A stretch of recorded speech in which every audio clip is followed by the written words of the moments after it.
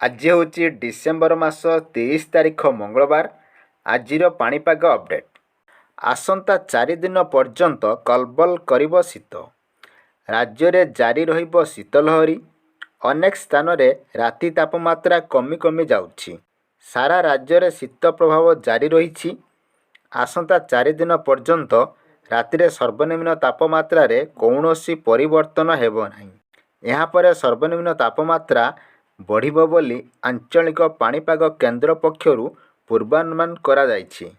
ओडिशा रे शीतलहरी जारी रही। आगामी 4 रु 5 दिन पर्यंत कुहुड़ी लागी रहिब बोली भारतीय पाणीपाग विभाग आईएमडी कहिछि। आईएमडी अनुसार आसंता 2 दिन मध्यरे अनुगुल एवं झारसुगुड़ा जिले में किछि स्थान रे शीतलहरी परिस्थिति सृष्टि हेबार संभावना बहुत अधिक। एपरिकी अनेक जिले में घन कुहुड़ी पाई येलो वार्निंग जारी करिछि।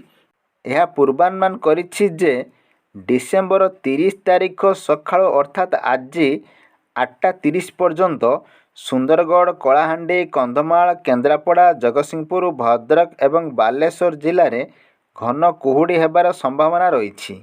सेहीपरि बालेश्वर, भद्रक, जाजपुर, केन्द्रापड़ा, कटक, जगतसिंहपुर, पुरी, खोर्धा, नयागढ़, गंजाम, गजपति, कलाहांडी, कंधमाल रे सकाळ समय घन कुहुड़ी हेबार संभावना अधिक।